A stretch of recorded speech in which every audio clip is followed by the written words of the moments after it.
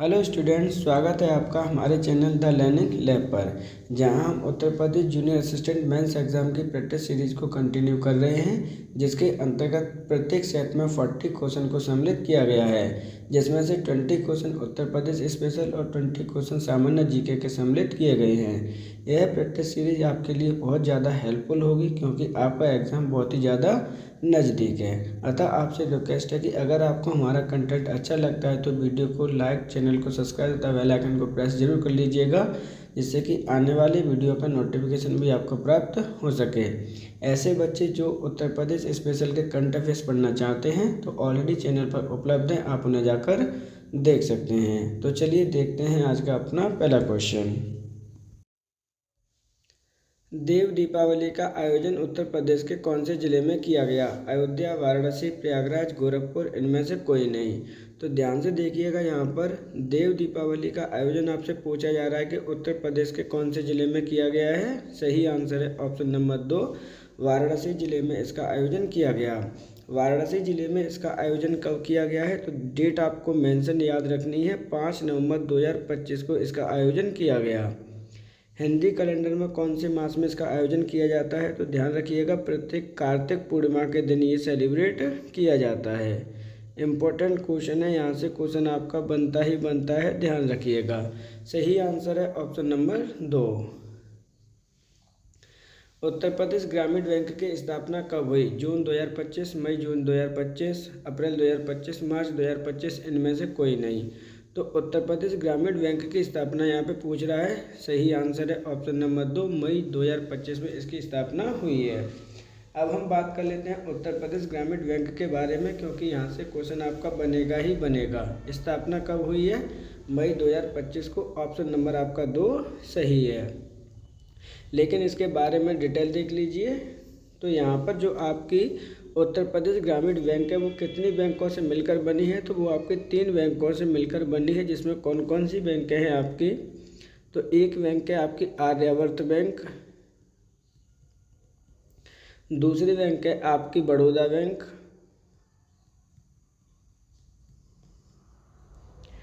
और तीसरी बैंक है जिससे मिलकर बनी है आपकी प्रथम यूपी ग्रामीण बैंक। ये 3 बैंक से मिलकर आपकी बनी है उत्तर प्रदेश ग्रामीण बैंक। ये चीज़ आपको याद रखनी है, ध्यान रखिएगा, इम्पोर्टेंट है आपका। अब इसका जो आयोजन किया गया या कह सकते हैं इसकी स्थापना की गई है, उसका उद्देश्य क्या है? तो उद्देश्य है किसान की शीघ्र ही केसीसी प्राप्त करने के लिए पूर्णतः डिजिटल प्रक्रिया को अपनाना है। क्या है? केसीसी को प्राप्त करने के लिए डिजिटल प्रक्रिया को अपनाना है, जिससे कि समय खराब कम हो। किसका समय? तो किसान लोगों का।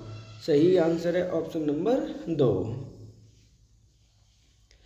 उत्तर प्रदेश में प्रवाहित होने वाली गोमती नदी की लंबाई कितनी है? 950 किलोमीटर, 960 किलोमीटर, 980 किलोमीटर, 1000 किलोमीटर, इनमें से कोई नहीं।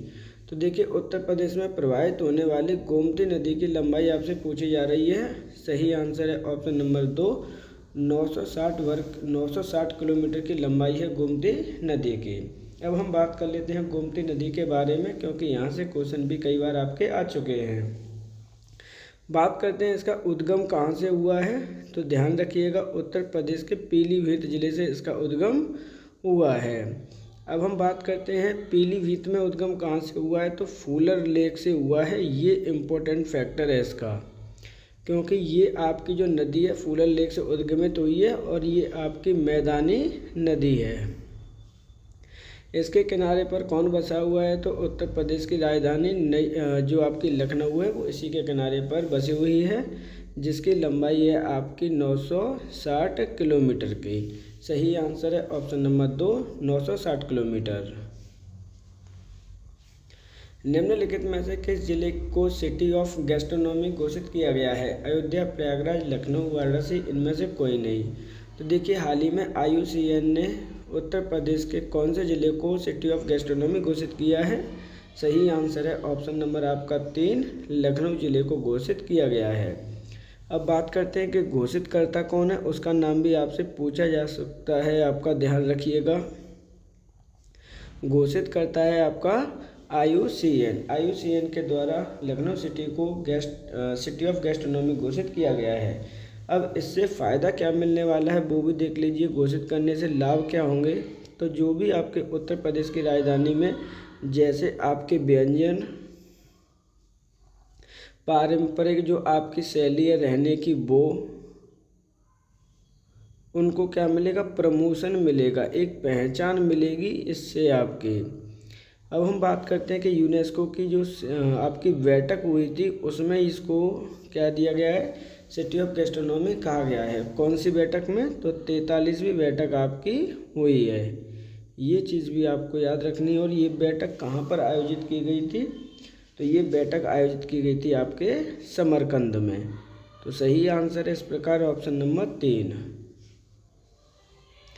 उत्तर प्रदेश के किस जिले में पंचमहल स्थित है। आगरा, कानपुर, प्रयागराज, अलीगढ़, इनमें से कोई नहीं। तो देखिए इम्पोर्टेंट क्वेश्चन है आपका, यहाँ पे पूछ रहा है कि किस जिले में आपका पंचमहल स्थित है। सही आंसर है ऑप्शन नंबर 1, आगरा शहर में आपकी स्थित है पंचमहल। पंचमहल आगरा शहर के भी आपकी एक तहसील है जिसका नाम है फतेहपुर सीकरी।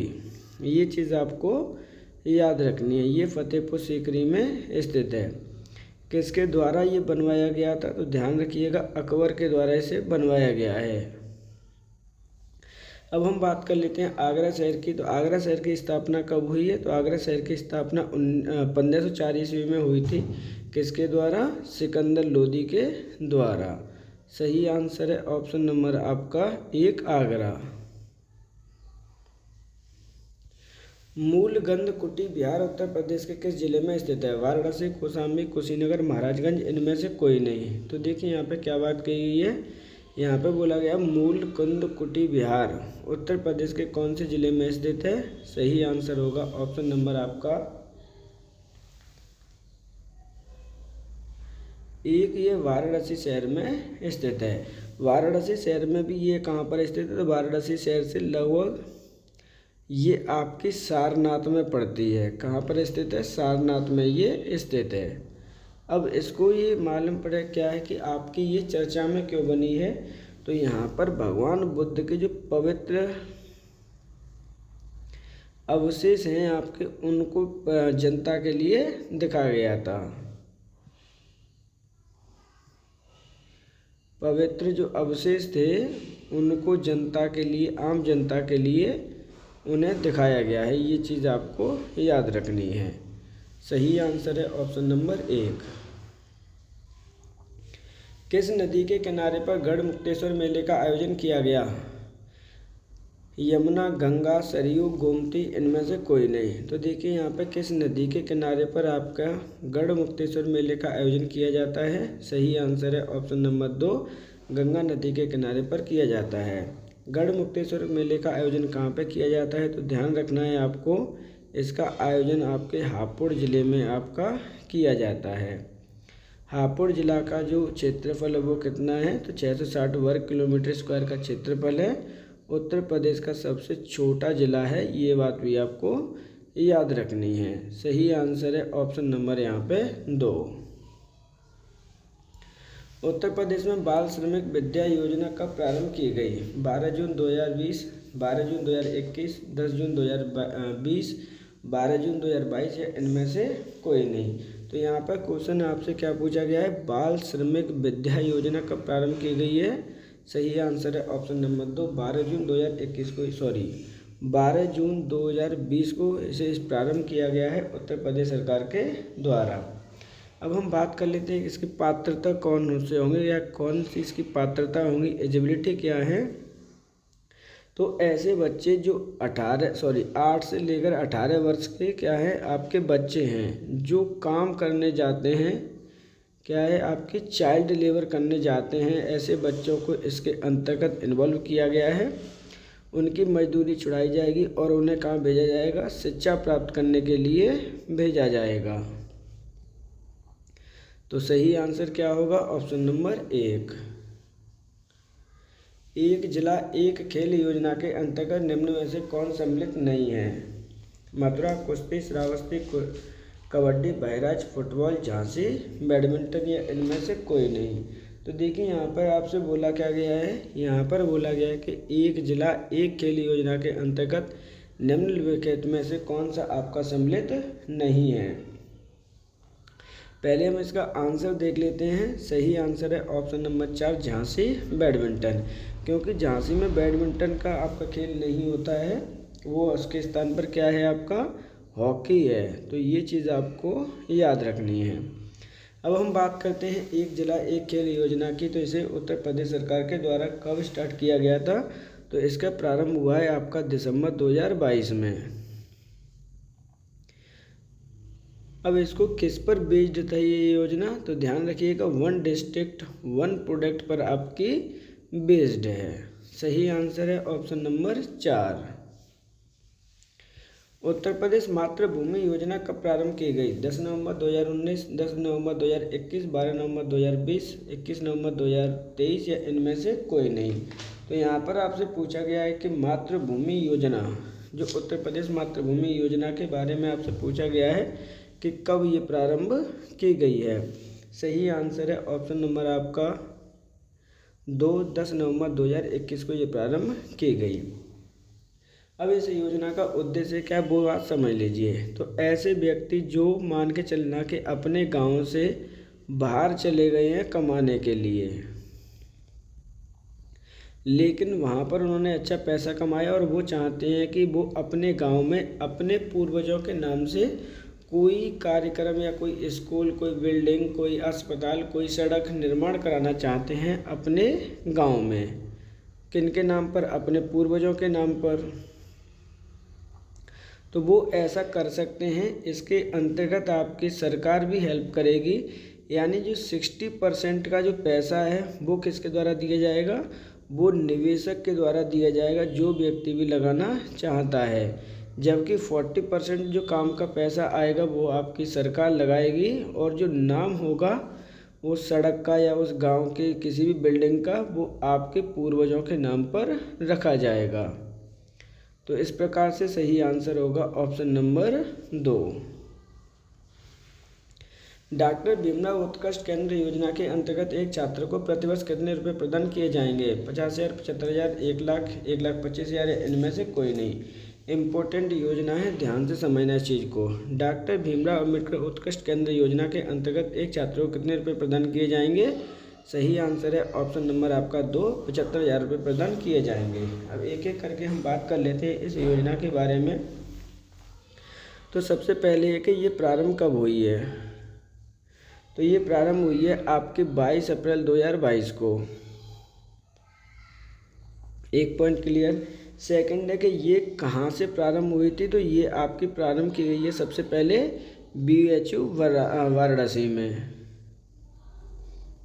अब इसका उद्देश्य क्या है वो भी इसका उद्देश्य समझ लेते हैं।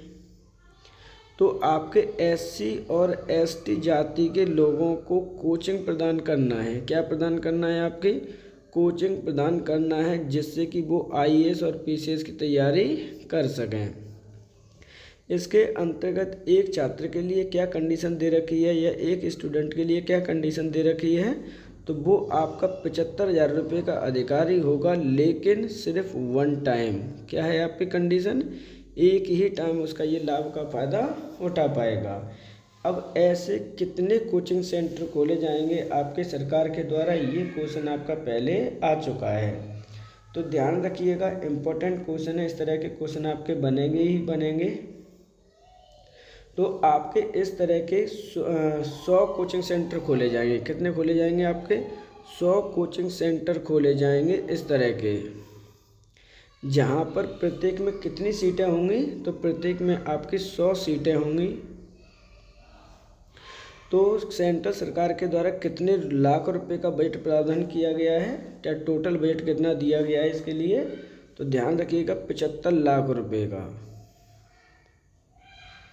इम्पोर्टेंट क्वेश्चन है, यहाँ से क्वेश्चन आपका बनेगा ही बनेगा।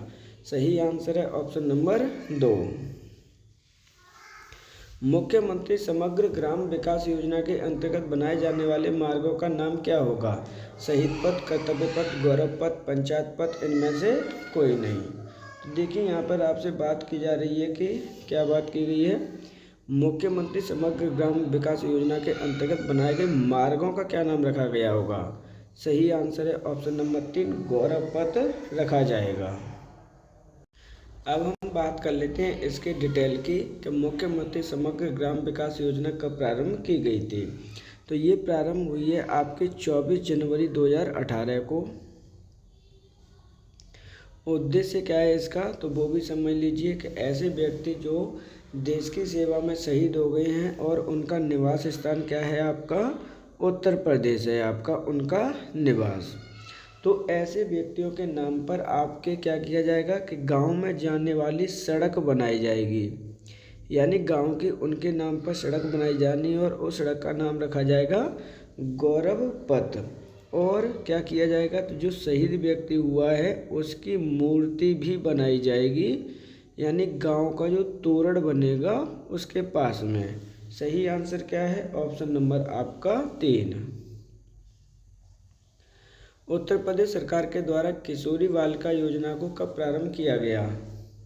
फरवरी 2010, फरवरी 2019, फरवरी 2021, फरवरी 2022, इनमें से कोई नहीं। तो उत्तर प्रदेश सरकार के द्वारा किशोरी बालिका परियोजना या योजना की बात करते हैं, यहाँ पर कब प्रारंभ की गई है। सही आंसर है ऑप्शन नंबर 2, फरवरी 2019 में ये प्रारंभ की गई है।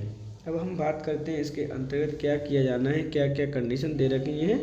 तो इसके अंतर्गत ऐसी बच्चियां जिनकी उम्र आपकी 11 से 14 वर्ष की है और उन बच्चियों ने स्कूल छोड़ दिया है, तो उनको स्कूल में वापस लाना ही क्या है आपका उद्देश्य है ऐसी बच्चियों के लिए। ये चीज़ आपको याद रखनी है। तो सही आंसर क्या होगा, ऑप्शन नंबर 2। मुख्यमंत्री अभ्युदय योजना का संबंध किस क्षेत्र से है। साहित्य, चिकित्सा, शिक्षा, खेल, इनमें से कोई नहीं। तो उत्तर प्रदेश सरकार के द्वारा ये योजना प्रारंभ की गई है। मुख्यमंत्री अभ्युदय योजना का संबंध आपका किससे है। सही आंसर है ऑप्शन नंबर 4, इसका संबंध आपका शिक्षा से है।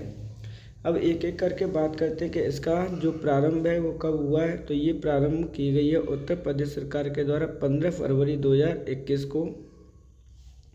उद्देश्य क्या है इसका, तो ऐसे स्टूडेंट जो आपके IAS PCS की तैयारी कर रहे हैं या फिर NDA की तैयारी कर रहे हैं या फिर कोई भी कॉम्पिटिटिव एग्ज़ाम की आप तैयारी कर रहे हो, तो उनको फ्री कोचिंग व्यवस्था कराने के लिए क्या है आपकी कोचिंग की व्यवस्था कराने के लिए इस योजना को प्रारंभ किया गया है।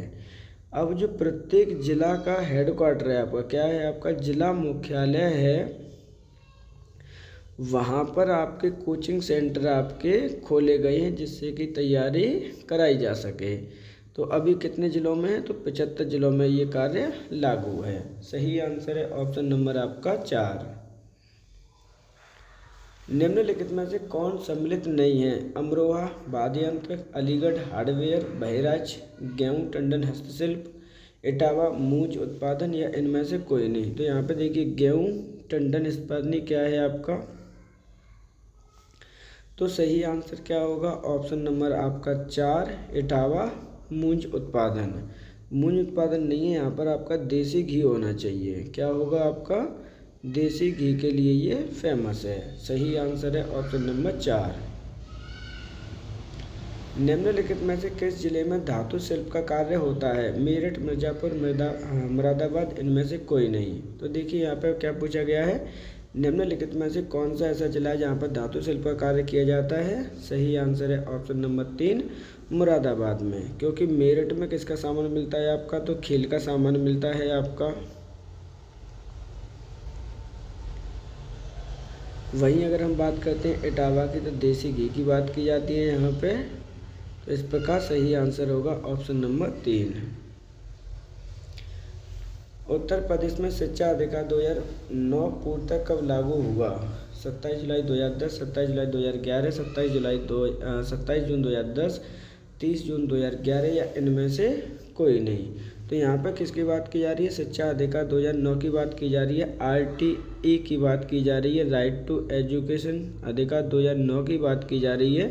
पूर्णतः कब लागू किया गया था। सही आंसर है ऑप्शन नंबर आपका 2, 27 जुलाई 2011 को।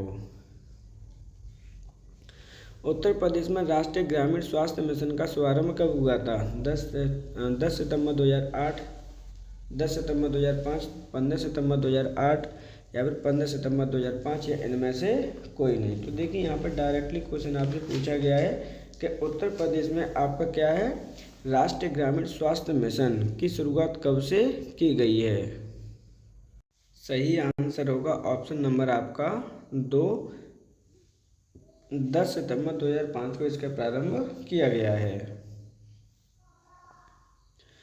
उत्तर प्रदेश में द्वितीय भाषा उर्दू को कब स्वीकृत किया गया, 1975, 1979, 1989, 1992 या इनमें से कोई नहीं। तो देखिए उत्तर प्रदेश की प्रथम भाषा हिंदी है, उसी प्रकार द्वितीय भाषा का दर्जा उर्दू को दिया गया है, लेकिन कब, ऑप्शन नंबर 3, 1989 में। उत्तर प्रदेश का राजकीय वृक्ष क्या है, बरगद, अशोक, पीपल, आम, इनमें से कोई नहीं। तो देखिए यहाँ पे पूछा क्या गया है, उत्तर प्रदेश का राजकीय वृक्ष क्या है आपका, सही आंसर होगा ऑप्शन नंबर 2, अशोक। ध्यान रखिएगा आपका जो बरगद है वो राष्ट्रीय वृक्ष है, क्या है आपका, राष्ट्रीय वृक्ष है आपका। वहीं अगर हम पीपल की बात करते हैं तो ये आपका राजकीय वृक्ष है, लेकिन कहाँ का है, तो ये बिहार का है। सही आंसर होगा इस प्रकार ऑप्शन नंबर 2। राजकीय वित्त आयोग का गठन किसके द्वारा किया जाता है, राज्यपाल, राष्ट्रपति, प्रधानमंत्री, लोकसभा अध्यक्ष या इनमें से कोई नहीं। तो देखिए यहाँ पे बात की जा रही है राजकीय वित्त आयोग की, कि इसका गठन किसके द्वारा किया जाता है। सही आंसर है ऑप्शन नंबर आपका 1, राज्यपाल के द्वारा इसका गठन किया जाता है।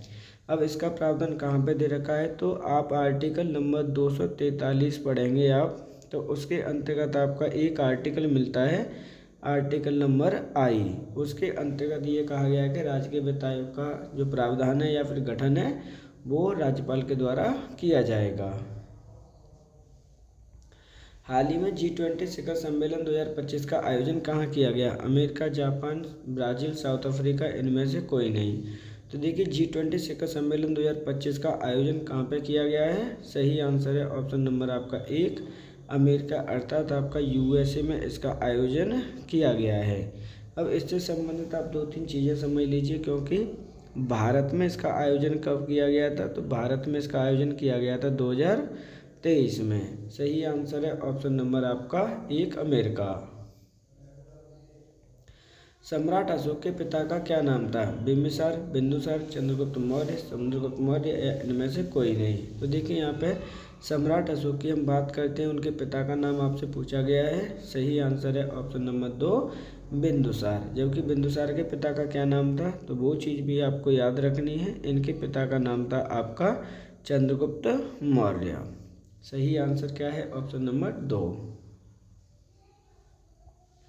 दुनिया में सबसे जल घनत्व वाली नदी कौन सी है, नील, अमेजन, गंगा, सिंधु, इनमें से कोई नहीं। तो देखिए दुनिया की सबसे जल घनत्व नदी वाली कौन सी है, सही आंसर है ऑप्शन नंबर आपका 2, अमेजन। ध्यान रखिएगा जब वाटर कैपेसिटी की बात की जाती है, जल घनत्व की बात की जाती है, वाटर डेंसिटी की बात की जाएगी आपसे, तो इसका मतलब है कि वाटर सबसे ज़्यादा किस में आता है, तो उस केस में आपकी जो नदी आएगी वो है अमेजोन।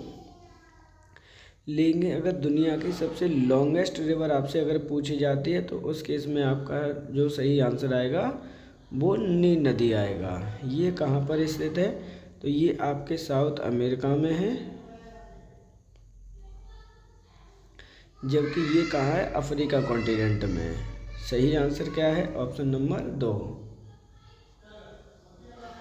यूरोप में स्थित हंगरी देश की राजधानी क्या है, तो सही आंसर क्या होगा, तो रोम, बर्न, ओस्लो, बुडापेस्ट, इनमें से कोई नहीं। तो देखिए यहाँ पर डायरेक्टली क्वेश्चन पूछा गया कि हंगरी देश की राजधानी क्या है। सही आंसर है ऑप्शन नंबर आपका 4, बुडापेस्ट। जबकि और भी देख लीजिए, क्योंकि यहाँ से क्वेश्चन यहाँ से भी बन सकता है आपका। तो आपकी रोम किसकी राजधानी है, तो ध्यान रखिएगा ये इटली की राजधानी है। वहीं अगर हम बर्न की बात करते हैं तो वो किसकी राजधानी है, और ओस्लो किसकी राजधानी है, तो ओस्लो है आपकी स्वीडन की है। और बर्न की बात करते हैं तो वो है आपकी नीदरलैंड की। इस प्रकार जो सही आंसर होगा वो होगा ऑप्शन नंबर 4। हाल ही में धर्मेंद्र जी का निधन हो गया, उनका संबंध किस क्षेत्र से था, सिनेमा, राजनीतिक, खेल, साहित्य, इनमें से कोई नहीं। तो देखिए धर्मेंद्र जी का हाल ही में निधन हो गया है, उनका संबंध किससे है आपका? सही आंसर है ऑप्शन नंबर 1, सिनेमा क्षेत्र से संबंध है। इनका हाल ही में आपका निधन हो गया है, ध्यान रखिएगा। ये इनका जन्म कहाँ पर हुआ था? तो ये पंजाब राज्य से इनका जन्म हुआ है, जबकि आपका ये मुंबई में किसी मूवी वगैरह के लिए जाने जाते हैं, ये चीज़ आप याद रखेंगे। इनके 2 बेटों को ऑफिशियली जानते ही होंगे, एक तो नाम है आपका सनी देओल है, दूसरे आपके बॉबी देओल हैं, तो ये इनके नाम आपको पता ही होंगे। सही आंसर है ऑप्शन नंबर 1।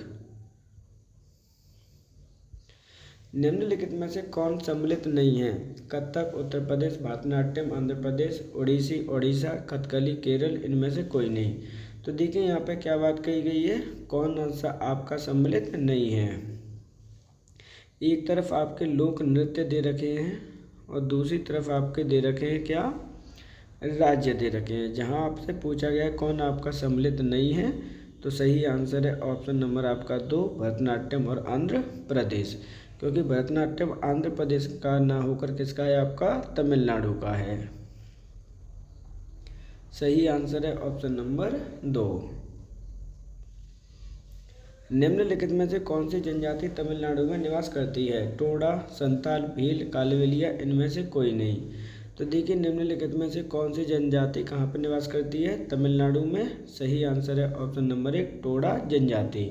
ये जनजाति कहाँ पर निवास करती है? तो नीलगिरी की जो पहाड़ियाँ हैं उनमें ये जनजाति आपकी निवास करती है, ये चीज़ आपको याद रखनी है। यहाँ पर ये किसका पालन करती है? तो ये बकरी का पालन करती है। जो आपके अदर ऑप्शंस दे रखे हैं उनके बारे में देख लीजिए। जो संताल है वो कहाँ पर निवास करती है बेसिकली? तो ये झारखंड में मिलेगी आपको। वहीं भील जनजाति की बात करते हैं तो ये MP, राजस्थान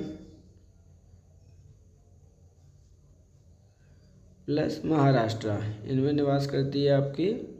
बात करते हैं कालवेलिया की, तो ये आपके वेस्ट राजस्थान में आपको मिलेगी। सही आंसर है ऑप्शन नंबर 1।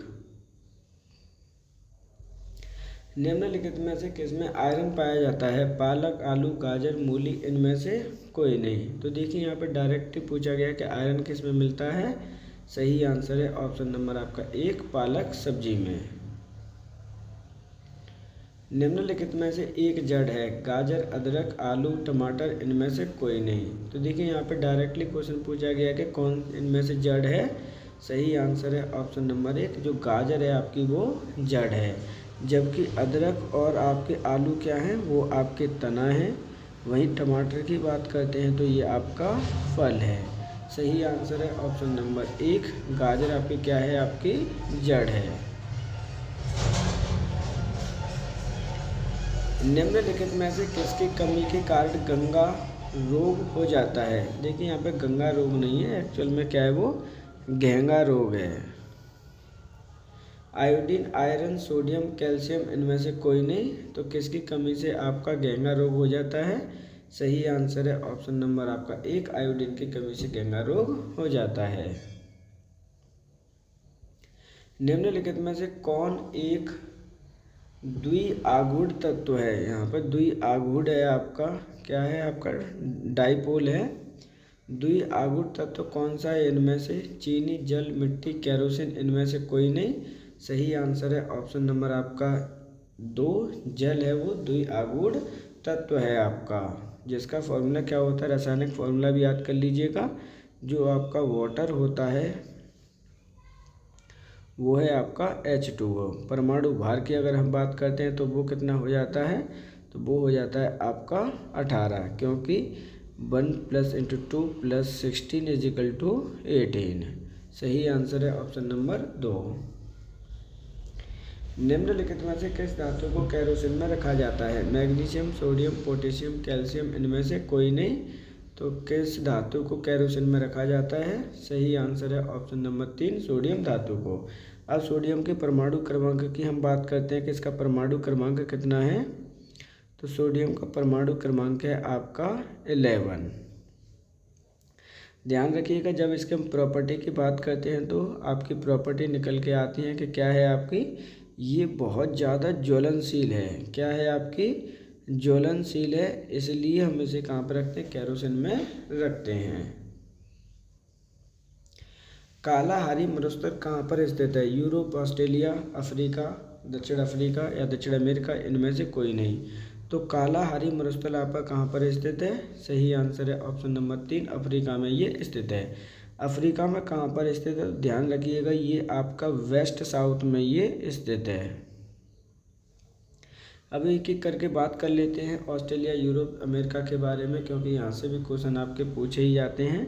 दक्षिणी अमेरिका में आपका स्थित है अटाकामा। वहीं ऑस्ट्रेलिया की अगर हम बात करते हैं तो ग्रेट इंडियन डेजर्ट है आपका, सॉरी ग्रेट वेस्टर्न डेजर्ट है आपका यहाँ पे, वो चीज़ आपको याद रखनी है।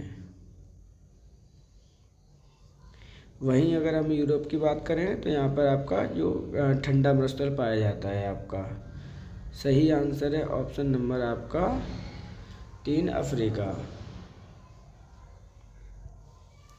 निम्नलिखित में से किस अनुच्छेद के अंतर्गत जीवन जीने का अधिकार है, अनुच्छेद नंबर 14, अनुच्छेद 17, अनुच्छेद 21, अनुच्छेद 15, इनमें से कोई नहीं।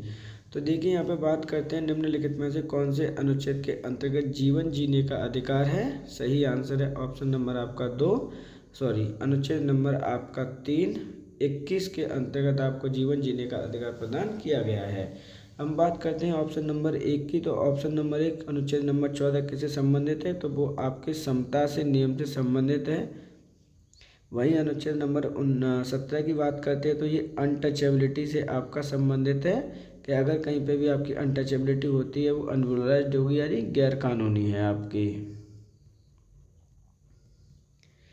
बात करते हैं आपके अनुच्छेद नंबर 15 की, तो ये आपका धर्म से संबंधित है। सही आंसर क्या है, ऑप्शन नंबर 3। भारतीय संविधान के किस भाग में मौलिक अधिकारों का वर्णन किया गया है, भाग नंबर 1, भाग नंबर 2, भाग नंबर 3, भाग नंबर 4, इनमें से कोई नहीं। तो हम बात कर लेते हैं निम्नलिखित में से कौन से भाग में मौलिक अधिकारों का वर्णन किया गया है, सही आंसर है ऑप्शन नंबर आपका 3, भाग नंबर 3 में। अब देखिए मौलिक अधिकारों का वर्णन कहाँ कहाँ पर दे रखा है, तो आर्टिकल नंबर आपके 12 से लेकर 51 तक आपके मौलिक अधिकारों का वर्णन किया गया है। वहीं अगर हम बात करते हैं भाग नंबर 1 में किसका वर्णन किया गया है, तो राज्य और उसके क्षेत्रों का वर्णन किया गया है। भाग नंबर 2 की बात करते हैं तो ये आपका नागरिकता से संबंधित है, तो ये चीज़ें आपको याद रखनी है। भाग नंबर 4 की बात करते हैं तो ये आपके राज्य के नीति निर्देशक तत्वों से आपका संबंधित है। तो सही आंसर क्या होगा इस प्रकार, ऑप्शन नंबर 3। भारतीय संविधान की प्रस्तावना में कितने प्रकार के न्याय का वर्णन किया गया है, 3, 4, 5, 6, इनमें से कोई नहीं। तो भारतीय संविधान की प्रस्तावना में देखिए न्याय के प्रकार की बात की गई है, कितने प्रकार दे रखे हैं, सही आंसर है ऑप्शन नंबर 1, 3 प्रकार के न्याय की बात की गई है।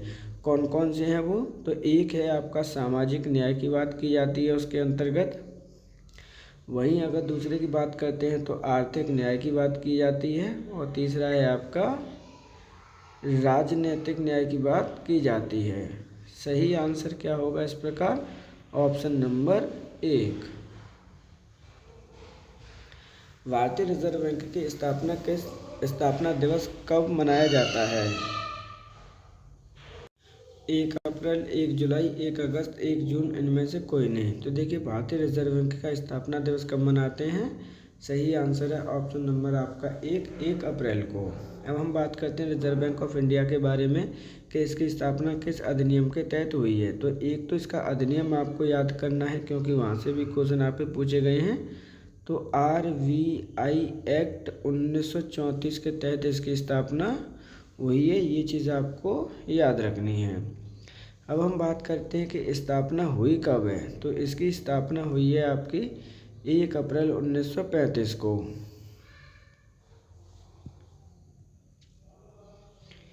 अगर हम बात करते हैं राष्ट्रीयकरण की, तो राष्ट्रीयकरण इसका बैंक का कब हुआ था, तो राष्ट्रीयकरण हुआ था आपका 1949 ईस्वी को। अब हम बात करते हैं इसके हेडक्वार्टर की, तो हेडक्वार्टर है इसका मुंबई में। वहीं इसके हेड कौन है, तो ध्यान रखिएगा, संजय मल्होत्रा जी का नाम आपको याद रखना है। सही आंसर है ऑप्शन नंबर आपका इस प्रकार 1 अप्रैल। विश्व खाद्य दिवस कब मनाया जाता है? 7 जून, 7 अप्रैल, 7 अगस्त, 7 अक्टूबर, इनमें से कोई नहीं। तो विश्व खाद्य दिवस की बात की जा रही है कि कब मनाया जाता है। सही आंसर है ऑप्शन नंबर आपका 1, प्रत्येक 7 जून को हम विश्व खाद्य दिवस की सेलिब्रेट करते हैं। माई सर्कल ऑफ लाइफ पुस्तक किसके द्वारा लिखी गई है? सुधा मूर्ति, हुमा कुरैशी, ट्विंकल खन्ना, अरुंधति रॉय, इनमें से कोई नहीं। मोस्ट इम्पोर्टेंट बुक है, ये क्वेश्चन आपका पहले भी आ चुका है।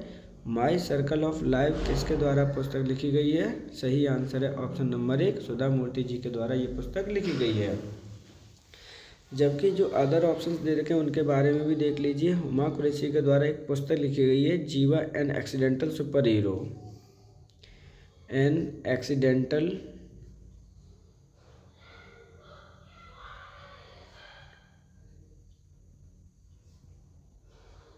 वहीं बात करते हैं ट्विंकल खन्ना के द्वारा भी एक पुस्तक लिखी गई है आपकी पैराडाइज आपका है, एक पुस्तक है इनकी पैराडाइज। ये चीज़ आपको याद रखनी है। सही आंसर क्या है? Option number 1। इस प्रकार आज के हमारे 40 क्वेश्चन यहाँ पे कंप्लीट होते हैं। आप सभी से रिक्वेस्ट है कि अगर आपको हमारा कंटेंट अच्छा लगता है तो वीडियो को लाइक, चैनल को सब्सक्राइब और बेल आइकन को प्रेस जरूर कर लीजिएगा, जिससे कि आने वाले वीडियो का नोटिफिकेशन भी आपको प्राप्त हो सके। ऐसे बच्चे जो आपके उत्तर प्रदेश स्कीम्स का वीडियो देखना चाहते हैं तो ऑलरेडी वीडियो चैनल पर उपलब्ध है। वहीं 1 अप्रैल से लेकर आपको 31 अक्टूबर तक के आपको करंट अफेयर्स पढ़ने हैं उत्तर प्रदेश के, वो भी आपके चैनल पर उपलब्ध हैं। आप उन वीडियो को जाकर देख सकते हैं। आज के लिए इतना ही। आपका धन्यवाद।